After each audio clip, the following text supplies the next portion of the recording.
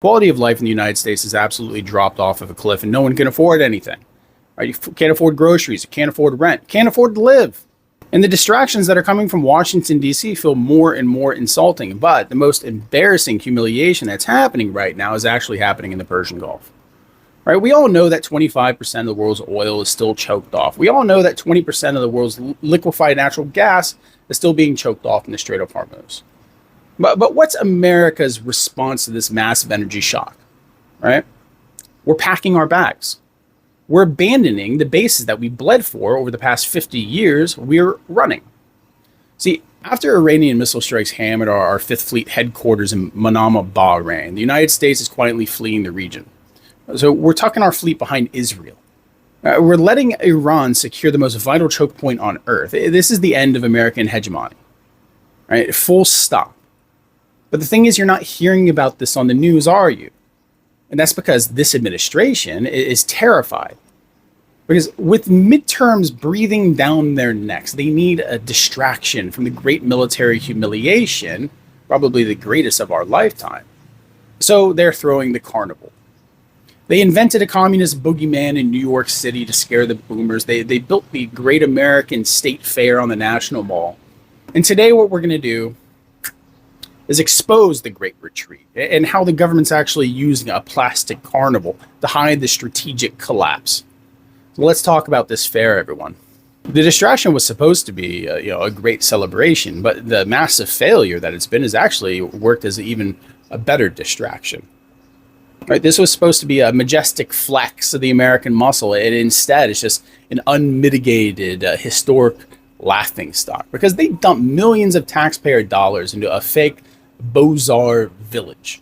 It's gross, it's pure, unadulterated, industrial grade slop.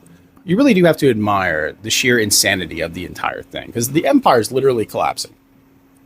And Donnie's out there serving $12 corn dogs to three sweaty guys from Dayton, Ohio, who are staring at a Ferris wheel that overlooks a dying reflecting pool. Right? It's a Potemkin village. It's a flashy distraction while they restructure the remainder of your savings account. Right? 8 entire states looked at the theatric garbage and boycotted it completely. Massachusetts, Pennsylvania, they just ran for the hills. The Virginia Pavilion is literally cardboard posters on a muddy floor next to a rodeo clown and a deep-fried Oreo truck. In North Carolina, right, they accidentally hung up a Confederate flag on the National Mall. A symbol of failed rebellion at a fair that's supposed to unify the country. You can't write a comedy this dark. And the musical acts, they ran out so fast that they left skid marks. You got Bret Michaels took one look at a crowd of poor people and bailed. Martina McBride went to the press and said that she was tricked. Right? It's a shared national embarrassment. But don't just laugh at the circus. You actually need to ask why they pitched the tent in the first place. Because while everyone's screaming about flags and fake patriotism, the president was handing the Middle East over to Tehran.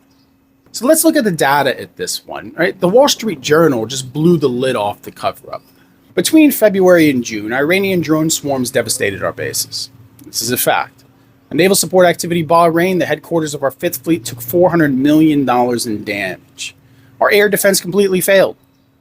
The United States military effectively admitted that it cannot defend its own bases from Iranian attacks. So we're running away. We're vacating Bahrain. We're abandoning exposed bases in Kuwait. The commander-in-chief went to Versailles and signed a surrender document. We need to let that sink in for a second. They throw a trailer park carnival in Washington, D.C. to rile up the working class while the president sits in a French palace signing away the Persian Gulf. They tried to sell this Islamabad memorandum as a peace agreement, and they told you it was going to reopen the Strait of Hormuz. Instead, of course, the ceasefire just blew up in their faces.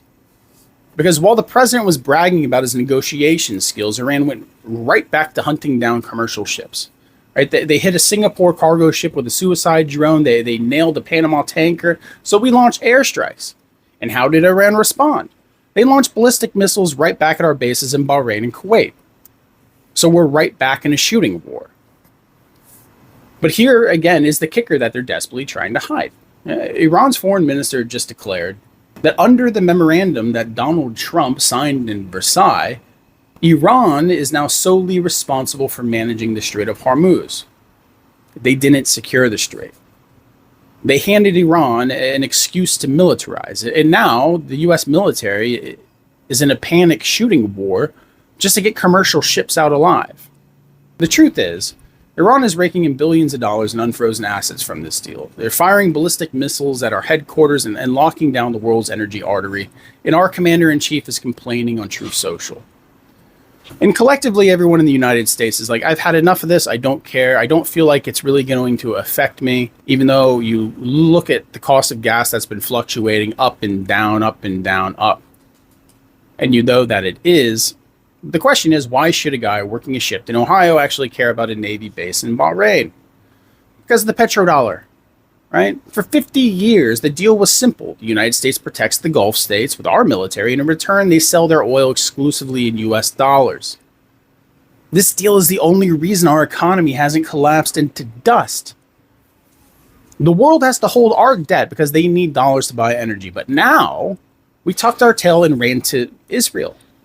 The security guarantee is dead. And without it, the world has zero reason to prop up the US dollar. And what you need to understand is that this is happening right now. This isn't a prediction, this is the data. And we just looked at what's happening in Africa right now. Last week, China's central bank just moved in for the kill. Right? They just granted Standard Bank the ability to clear the Chinese yuan directly across 19 African countries. 19 countries. And they're now bypassing the US dollar entirely to do business. And they're dropping the dollar because they see exactly what we see from here in Greece. An empire in full-blown decline, unable to defend its own navy bases. When Iran starts taxing the Strait of Hormuz and the dollar loses its grip as the global reserve, global logistics costs, they explode. The price to get your gallon of milk to the grocery store skyrockets. You're going to pay the empire tax at the pump, at the register, or in your retirement account. So the next time some talking head screams about a communist boogeyman or debates the optics of a Confederate flag at a failing state fair, remember what they're actually hiding from you. It's the bread and circuses, except, yes, they are running out of bread. And the clowns all quit in disgust. They need you fighting a culture war because they already lost the geopolitical one. They need you angry at your neighbor so you don't realize that the president just sold you out from a French palace. I hope the corn dogs were worth it, Donnie. Honestly, I do. Because the bill for this surrender is due. And as always, the American working class is the one who's going to have to pay it. If you want the forensic truth about where your money's actually going, hey, go ahead and hit like and subscribe. And send this video to an American who still has a pulse and needs to understand this stuff. But thanks as always, everyone. Leave a comment down below. Food for thought as always. Take care.